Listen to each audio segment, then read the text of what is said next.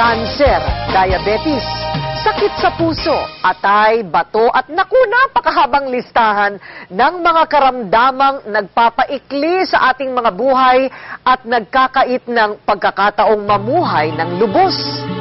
Inakala ng ilan sa mga nakilala naming pasyente na wala ng pag-asa na sila'y gumaling. Pero kung paanong nanumbalik ang kanilang lakas sa tulong ng isang inumin, yan ang itinuturing daw nilang himala at ipinagpapasalamat, Doctor, I am healed. Himala naman din nasa tao din.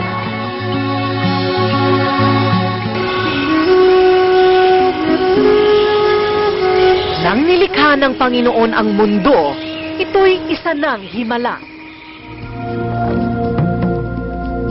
At sa lahat ng kanyang mga nilalang, tayong mga tao ang pinakamagandang himala at pinaka nakikinabang sa iba pang himala na likha ng may kapal. Ang mga punong kahoy nagsisilbing silungan.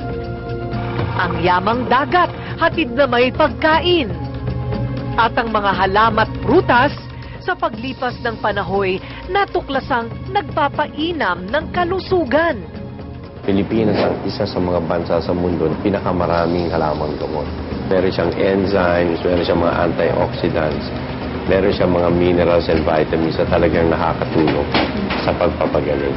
Pero sa kabila ng mga biyayang ito, hindi pa rin natin mapigilan ang pagkakaroon ng malubhang sakit. Katulad na lamang ng mga nakilala namin sa Bayombong, Nueva Vizcaya. Si Bonnie.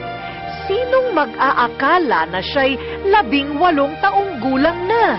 Tsura niya para 10 years old, ano? Gano'ng katagal ka nang tumigil sa pag-aaral mo? 4.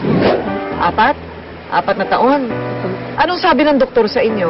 Ang suggest nila sa akin, daling ko dahil kasi may kailangan may drainage yung kanyang dugo para mapalitan. Sabi ko naman, wala naman po kami kakayahan. So hindi pa rin talaga kayo sigurado kung ano ang sakit ni Bonnie? Diniretso na po ako ng doktor niya. Sakit niya, bumagsak sa cancer. Tinamaan daw ng sakit sa buto si Bonnie. Hindi tumangkad at hindi makalakad. Kaya naman malaki ang panghihinayang ng kanyang mga magulang. Bonnie, ano ang pangarap mo sa buhay? Gusto ko pong mag-architect po. Bakit naman yun ang pangarap mo? Minangailangan po sa akin ng tulong po na hindi ko lang kaya magpagawa po ng bahay. Ako na po mismo pupunta po. Halos maubos naman ang ari-arian ni Julius dahil sa sakit sa bato. Kidney ko may nana daw. Hindi ako makaihi. Pag nasobrahan ng pag-inom ng tubig, hindi na ako makahinga. Kada buwan, humigit kumulang 10,000 piso ang kanilang ginagastos para sa gamot at dialysis. Ang nahirapan po ako sa pag-aalaga sa mga bata, lalo na sa mga allowance nila sa pagpasok nila sa school. Pangangailangan namin sa loob ng bahay doon po. Kasi siya lang po ang nagtatrabaho sa amin. Itong si Tikboy, mayroon namang lupus. Ang lupus kasi ay isa sa mga autoimmune diseases. Yung immunity mo na dapat gamitin mo pangontra sa sakit, yun mismo ang umatake sa sarili mo. Unti-unti siyang nangangayayak, nag-iba ang kutis at hindi na makalakad.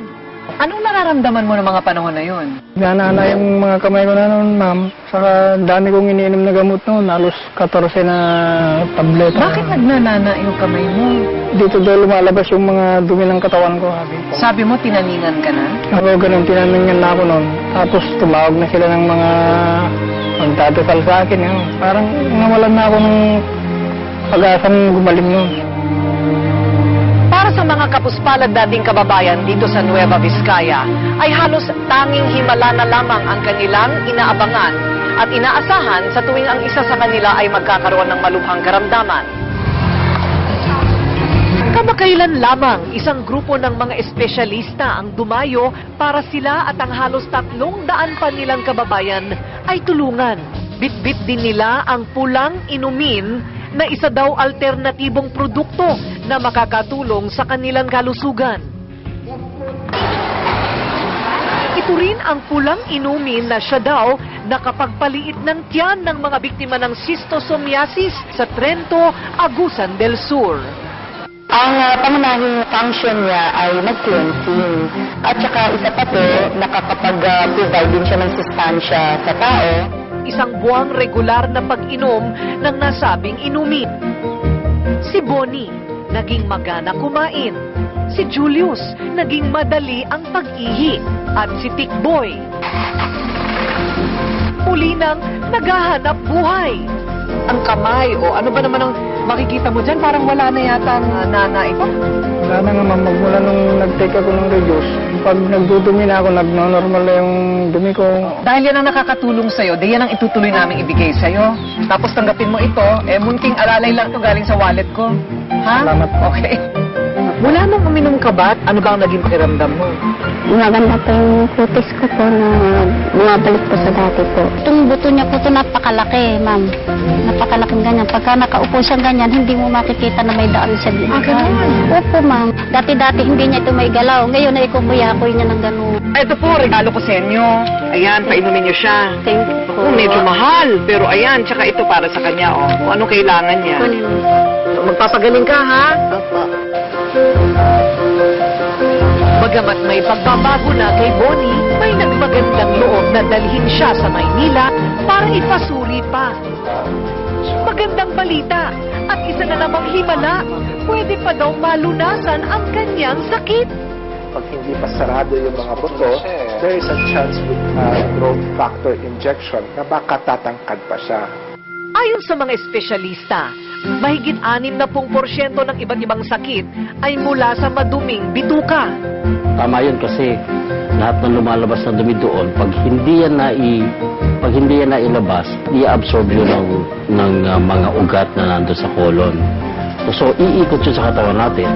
Kaya't importante na magkaroon ng regular na cleansing o paglilinis ng bituka kada 3 buwan. Yung mga kinain mo na ilang araw na o ilang linggo na, no? Makikita mo doon palang lalabas. You'll be surprised. Kasi nga, dumidikit sila doon sa wall. No? Yung pagdikit na yun, nakikreate siya ng sugat. Yung sugat na yun, doon nag-uumpisa yung tinatawag nating colon cancer. Wala naman daw himala sa pulang inumin. Ang bisa daw nito ay mula sa mahigit 30 katas ng gulay at prutas na mula sa kalikasan. Napansin ko na lang, everyday, no, yung aking pagdumi, very regular. Magmula no, nawala yung discomfort dito sa aking kanang abdomen. Nakakatulong din sa diabetes dahil pinabababa din ang blood sugar level ng katawan. Naramdaman ko nung nag-inom ako, parang hindi nag-anong kumirot. Tapos nung hindi na masyadong sumakit. At saka mga 1 linggo pa, parang medyo lumiit-liit na doon sa reduce na iniinom ko. Ang himala ng buhay ay nagsisimula nga daw sa tamang pangangalaga ng ating sarili.